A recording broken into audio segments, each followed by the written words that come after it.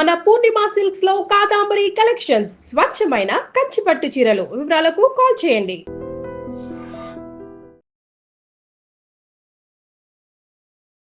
Welcome to I dream. నేను Udayasri. Social responsibility అంటే ఏంటి? చాలామంది మేము నీట్గా ఉన్నామా, మా ఇంట్లో మట్టుకు బాగుందా, ఇంకా బయట ఎలా ఉంటే ఏంటి అని ఆలోచిస్తూ ఉంటారు. అసలు ఇప్పుడు ఈ మధ్య కాలంలో ఎంతమంది సోషల్ రెస్పాన్సిబిలిటీ ఫీల్ అవుతూ ఉన్నారు, ఎంతమంది రెస్పాన్సిబిలిటీగా ఉంటూ ఉన్నారు? సో ఇంటి మట్టుకు నీట్గా ఉంచుకుంటారు, బయట ఏం జరిగినా పర్వాలేదు, పెట్స్ని పెంచుకుంటారు, ఎక్కడ పడితే అక్కడ పెట్స్ అంతా పాడు చేయడము, అలాగే మనం తాగిన వాటర్ బాటిల్స్ ఎక్కడ పడితే అక్కడ వేసేయడము. సో మరి ఇలాగే ఉంటే పరిస్థితి ముందు ముందు ఎలాంటి ప్రాబ్లమ్స్ మనం ఫేస్ చేయాల్సి ఉంటుంది, అండ్ సోషల్ రెస్పాన్సిబిలిటీ యొక్క ఆవశ్యకత ఏంటి, ఇది మనకు తెలియజేయడానికి మనతో ఉన్నారు మోటివేషనల్ స్పీకర్, లాంగ్వేజ్ ట్రైనర్ విజయ బంగారు గారు. మాట్లాడదాం. నమస్తే అమ్మా. బాగున్నారా ఉదయశ్రీ? బాగున్నాను, మీరు ఎలా ఉన్నారు? బాగున్నాను, థ్యాంక్ యూ. ఇప్పుడు ప్రెసెంట్ సోషల్ రెస్పాన్సిబిలిటీ అనేది మీరు ఎంతమందిలో చూస్తూ ఉన్నారు? ఒక 100కి అసలు ఉంటుందా? ఎంతమంది అంటే రెడీ అవ్వడము, అంత బాగా రెడీ అవుతారు, ఇంటి మట్టుకు నీట్గా ఉంచుకుంటారు, ఇంటి బయట ఏం జరిగినా అసలు వాళ్ళకి ఏమి ఫరక్ కూడా పడదనమాట. సో ఇట్లా ఉంటే ఏంటి పరిస్థితి?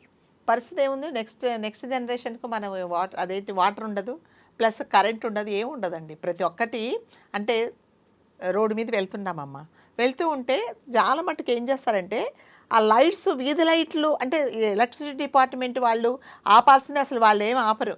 అవసరమైన చోట రాత్రిపూట వెలిగించారు, పగలపూట అంతా వెలుగుతుంటాయి. అది కూడా సోషల్ రెస్పాన్సిబిలిటీనే కదా. సో వాళ్ళు టైంకి ఆపాలి. మా కాలనీలో మీరు నమ్మరు, ప్రతి ఒక్క వీధిలో అస్సలు లైట్లు ఆఫ్ చేయరు. మా వీధిలో ఒక అతను ఉంటాడు, రిటైర్డ్ అతను.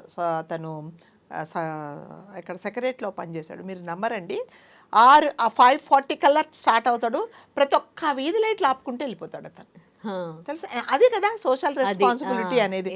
అతనికి ఏం జీతం ఇవ్వరు, ఏమి ఇవ్వరు, అసలు జీతాలు తీసుకుంటే వాళ్ళు టీలు తాక్కుంటే ఎక్కడో కూర్చుంటారు, అతను అన్నీ ఆఫ్ చేస్తాడండి. మా ఇంటి నేను అన్నాను, ఎందుకు ఆఫ్ చేస్తాడు మేడం, అంతా వేస్ట్ కదా, మన నెక్స్ట్ జనరేషన్కి అసలు పవర్ కూడా ఉండదు. అది సోషల్ రెస్పాన్సిబిలిటీ. అలా కదా, నెక్స్ట్ జనరేషన్ గురించి కూడా ఆలోచించాలి. ఎవరు ఆలోచించట్లేదు. ఇప్పుడు మా ఇల్లు అంది, ఇల్లులో ఏం చేస్తారు, వాళ్ళ ఫ్లాట్ వరకు, వాళ్ళ ఇంటి వరకు శుభ్రంగా పెట్టుకుంటారు. పక్కన ఒకవేళ ఓపెన్ ప్లాట్ ఉందనుకోండి, తీసుకెళ్ళి వీళ్ళ ఇంట్లో జరిగిన నానాకమంతా తీసుకెళ్ళి ఆ పక్కన బారేస్తారు. కానీ ఆ పక్కన నుంచి దోమలు వస్తే అది మళ్ళీ మాకు ఎఫెక్ట్ అవుతుందని ఆలోచించారు. నా ఇల్లు నీట్గా ఉందా, క్లీన్గా ఉందా అనేది అదొకటే చూసుకుంటారు.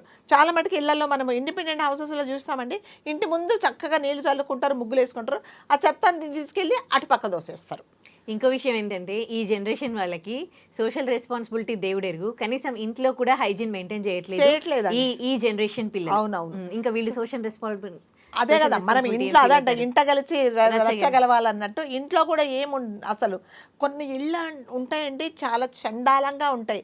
పోనీ బిజీగా ఉంటారా? ఏం బిజీగా ఉండరండి, ఏం బిజీగా ఉండరు. వాళ్ళు టీవీలు చూసుకోవడం, లేకపోతే ఫోన్లో చూసుకోవడము, ఫ్రెండ్స్తో మాట్లాడుకోవడం. అంటే నీ ఇంట్లో క్లీన్గా ఉంటేనే నువ్వు బయటికి వెళ్ళినప్పుడు కూడా యూ విల్ ఫీల్ అన్కంఫర్టబుల్. ఇదేంట్రా బాబా ఇంత చెత్తగా ఉంది అని అనుకుంటాము. కనీసం మన కాళ్ళకి ఏదైనా తగిలితే తీసుకెళ్ళి పారేస్తాం. నువ్వు ఇంట్లోనే నీట్గా లేకపోతే బయటకు వెళ్ళిన తర్వాత నువ్వేం నీట్గా ఉండవు.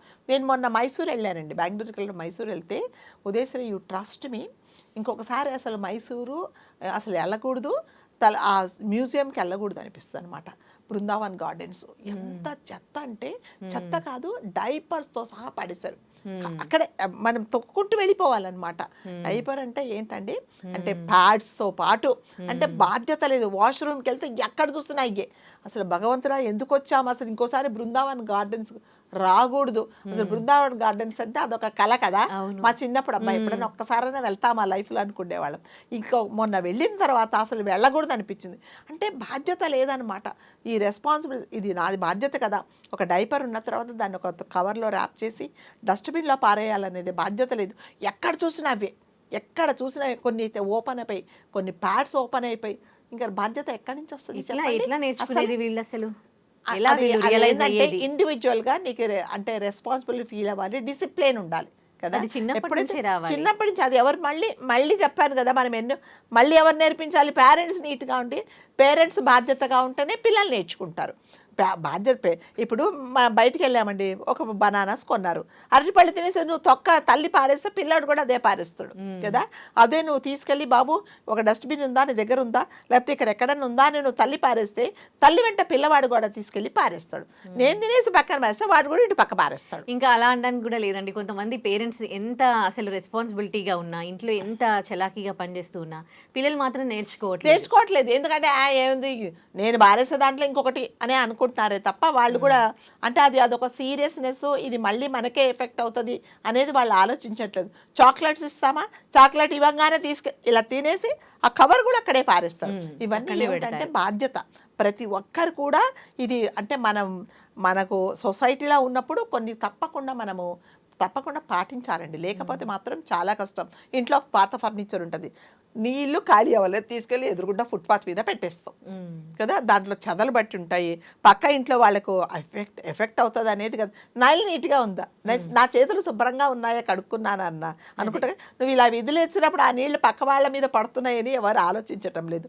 మరి ముఖ్యంగా ఈ పాన్ పరాగులు తింటారండి, తినేసి ఎక్కడంటే అక్కడ రోడ్డు మీద. నాకు అనిపిస్తుంది విదేశీ ఒకసారి నిజంగా మన వాళ్ళు ఇండియన్స్ సింగపూర్లో ఉండాలి అంటే ప్రతిరోజు ఫైన్ కట్టాల్సి వస్తుంది కదా. ఎంత బాధ్యతగా ఉంటారండి వాళ్ళు, ఎంత బాధ్యతగా ఉంటారు. చంటి పిల్లలతో సహా ఇలా పట్టుకొని మా అబ్బాయి బర్త్డేకి, మా మనవడి బర్త్డేకి మేము సింగపూర్ వెళ్తే చిన్న పిల్లలు కూడా సో డస్ట్బిన్ కోసం ఇలా గట్టిగా పట్టుకుంటారనమాట. డస్ట్బిన్ దొరికేదాకా ఎక్కడ ఏమీ పారేయరు. సో మన వాళ్ళు ఎప్పుడు నేర్చుకుంటారా అనిపిస్తుంది. మీరు ఎక్కడైనా గవర్నమెంట్ ఆఫీసులకు వెళ్ళండి ఉదయశ్రీ, ఆ మెట్ల మీద చూడలేమన్నమాట. అసలు ఎంత అంటే భగవంతుడా, ఇప్పుడు ఈ మెట్లు ఎక్కిపోవాలి. లిఫ్ట్లలో కూడా స్వయంగా లిఫ్ట్లలో కూడా సిగరెట్లు తాగేసేస్తారు, ఆ పాన్ పరాగులు తినేస్తారు, పారేస్తారు, సిగరెట్లు తాగేసి ఇది పారేస్తారు. అంటే ప్రతి ఒక్కరు, నేనేమంటున్నానంటే ప్రతి ఒక్కరు మీరు బాధ్యతగా ఫీల్ అవ్వండి.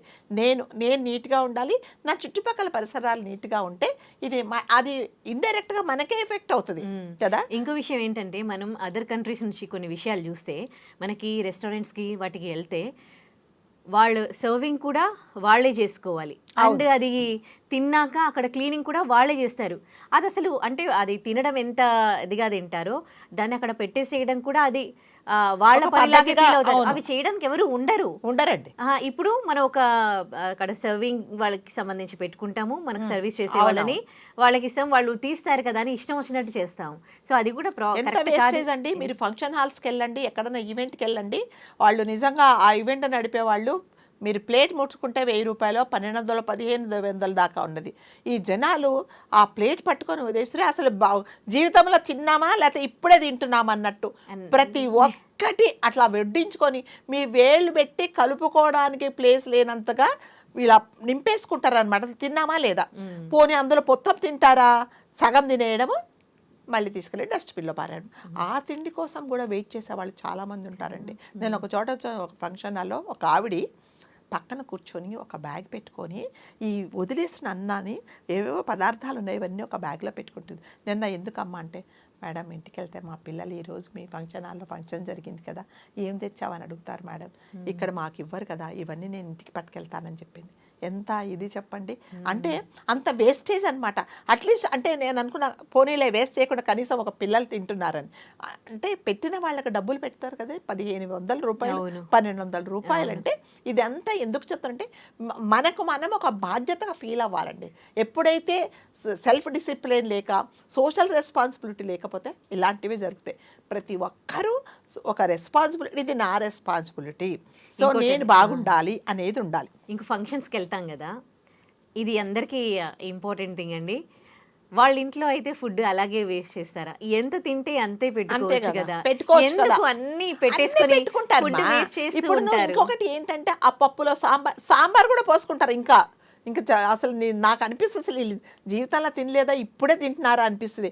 ఇంకా వాడి ముందే వడ్డిచ్చే వాడి ముందే గబగబా తినడము, మళ్ళీ పెట్టుకోవడం. అంటే ఎంత వేస్ట్ అవుతుంది చెప్పండి. ఆ ప్లేట్లో జనరల్గా ఫస్ట్ నువ్వు అన్నం, పప్పు, లేదా బిర్యానీ, లేదా చపాతీలో, రోటీలో అంతవరకు శుభ్రంగా వేసుకొని తింటావా? అంటే అక్కడ అయిపోతుందేమో అన్నట్టుగా స్వీట్లతో సహా. ఇంకా నేను ఒక చోట చూసాను, పాన్ కూడా పెట్టేసుకున్నారు ఆ ప్లేట్లో, మళ్ళీ దొరుకుతాయో దొరకవు అన్నట్టు. సో ఇవన్నీ ఏంటంటే అవన్నీ పోనీ నువ్వు తినగలవా? మీ ఇంట్లో ఫుడ్ అయితే ఇంత మిగిలినా కూడా చిన్న డబ్బాలు తీసుకెళ్ళి ఫ్రిడ్జ్ లో Fridge లో పెట్టుకుంటావే అదే కదా. పెట్టుకుంటావు కదా. మరి అతను కూడా ఎవరైతే పెట్టుకున్నాడో అతను కూడా ఆ డబ్బులు కష్టపడి పెట్టుకున్న డబ్బులే కదా. ఇవన్నీ ఎందుకంటే మళ్ళీ రెస్పాన్సిబిలిటీ. నేను బాధ్యతగా ఉంటే ఇలాంటి పనులు చేయను, లేకపోతే ఇలాంటి పనులే జరుగుతాయి.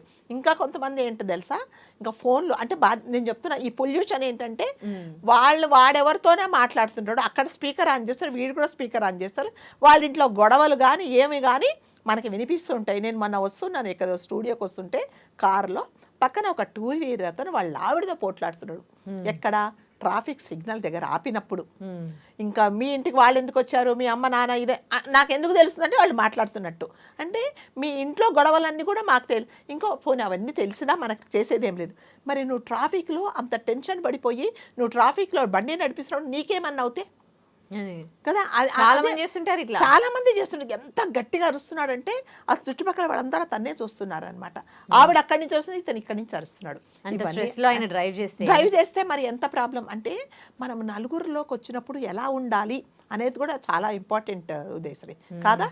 లేకపోతే చాలా కష్టం. ఇంకా కొంతమంది నాకు తెలియదు చెప్పాలో లేదో, భోజనాలు చేస్తూ ఉంటే వాళ్ళు చేసే శబ్దాలకు మన వల్ల కాదు కదా. పచా పచా తింటుంటారు. ఆ మంచినీళ్ళు కూడా శబ్దాలు వచ్చేటట్టు తాగుతారు, ఆ కాఫీలు కూడా అలాగే తాగుతారు. అంటే ఇవన్నీ ఏంటంటే డిసిప్లిన్. నేను బయట ఉన్నప్పుడు ఎలా ఉండాలి, నలుగురిలో ఉన్నప్పుడు నన్ను చూసి ప్రతి ఒక్కరు ఏదైనా నేర్చుకోవాలనే బాధ్యత ఉండాలి. కానీ లేకపోతే అసలు తిన్నారా లేదా పస కర కర కర నవలేస్తూ ఉంటారు. ఇంకా పక్కన కూర్చున్న వాళ్ళకి అది పోదు లోపలికి. నాకు అసలు అలాంటి శబ్దాలు వింటే నేను అందుకని ఇక్కడ వద్దురా బాబా ఈ తిండే వద్దు అనిపిస్తుంది. అంటే అవన్నీ ఏంటంటే ఒకరు చెప్తే వచ్చేవి కాదమ్మా ఇవంతా. ఇది మనకై మనం నేర్చుకోవాల్సినవే ఇవి. బయటికి వచ్చినప్పుడు ఎలా ఉండాలి, బాధ్యతగా ఎలా ఉండాలి, మనం చూసి నలుగురు ఏం నేర్చుకోవాలనేదే లాగా ఉండాలి కదా. పర్యావరణం పట్ల ఎంత బాధ్యతగా ఉంటున్నారు మీరు? ఎప్పుడైనా పార్క్స్కి వెళ్ళండి, వాటర్ బాటిల్స్, ప్లాస్టిక్ కవర్స్ అవన్నీ భూమిలో ఇంకిపోతే నెక్స్ట్ వర్షాలు పడినప్పుడు ఎట్లా? అదే కదా మనకేముంటుంది, మనకేమన్నా అసలు నేచర్ పరంగా మనకేమన్నా దొరుకుతాయి? ఏం దొరకదు. బాటిల్స్ అండి తాగేసి అది చాలా డేంజరు. కార్లలో నుంచి స్కూటర్లో నుంచి ఇలా విసిరేస్తారు. ఎదుర్కొండి ఇచ్చే వెహికల్ తగలొచ్చు, లేకపోతే ఆ వెహికల్ స్కిడ్ అవ్వచ్చు, అవన్నీ కూడా ఉంటాయి కదా. రేపు నువ్వు పారేసిన బాటిల్ నీ వెనక నీ చుట్టాలు ఎవరన్నా వస్తే వాడే కింద పడతాడు కదా, నువ్వు పారేసి వెళ్ళిపోయావు. అంటే ప్రతిదానికి ఒక పద్ధతి అనేది ఉండాలి. పద్ధతి లేకపోతే చాలా కష్టం. వాళ్ళు చెప్తుంటారు, మీరు మహారాష్ట్రలో ఎక్కడ చూసినా కూడా ప్లాస్టిక్ బ్యాగ్స్ అలౌ చేయరండి. ప్రతి ఒక్కరూ చక్కగా సంచులు పుచ్చుకొని వెళ్తారు తెలుసా షాపింగ్కి. ఒకవేళ మీకు దగ్గర లేదు అంటే వాడు న్యూస్ పేపర్లో చుట్టిస్తాడు అరటి పళ్ళతో సహా. ఆ కూరగాయలు కూడా, ఆకుకూరలు కూడా అదేంటి కవర్లో పెట్టిస్తారు. No paper bag, no plastic bags. మన దగ్గర 2-3 కవర్లు ఇంక ఎక్స్ట్రా తెచ్చుకుంటారు. ఏ గిరిజాతే ఔరేక్ దేవునా. ఎందుకంటే మన దగ్గర ఎందుకంటే 2-3 మీరు ఎక్కడన్నా చూడండి ఇంటి ముందు ఇన్ని కవర్లు ఉంటాయి. ఒక జూట్ బ్యాగ్ మెయింటైన్ చేయొచ్చు కదా. ఇంకొకటి ఉదయశ్రీ మీరు గమనించాలి, చాలా డబ్బులు ఉంటాయండి. జూబ్లీస్లో ఉంటారు, బంజారా హిల్స్లో ఉంటారు, ఇంకో పెద్ద పెద్ద మహాల్లో ఉంటారు. వాళ్ళ ఇంటి ముందు బాల్కనీలో చూడండి ఒక కవర్ పెట్టి పాల కవర్లు అన్నీ పెడతారు, ఒక్కొక్కటి తెలుసా. పాల కవర్ అవి అమ్ముకుంటే మళ్ళీ ఏదో డబ్బులు వస్తాయట. అంటే ఇవన్నీ ఎందుకు, అవన్నీ కంపులు వేసిపోయి అందులో నుంచి అదేంటి దోమలు వచ్చేసి అవన్నీ ఏంటంటే వాటికి కూడా ఏదో డబ్బులు ఇస్తారని. అంటే ఇవన్నీ ఏంటంటే ఎవరికి వాళ్ళు నేర్చుకోవాల్సింది. దీనికి ఏం స్కూల్స్ ఉండవు, కాలేజెస్ ఉండవు, ఒక టాపిక్ సబ్జెక్ట్ ఏమీ ఉండదు. కాబట్టి మనం అంటే ఇంకా మన ముందు తరాలు వాళ్ళు ఇంకా కొన్ని రోజులు బతకాలి, నేచర్ని ఎంజాయ్ చేయాలి అంటే ప్రతి ఒక్కరూ బాధ్యతగా ఉండాలి. బాధ్యతగా లేకపోతే ఇలాంటివి జరుగుతూ ఉంటాయి. చాలా మంచి విషయం చెప్పారండి. Thank you.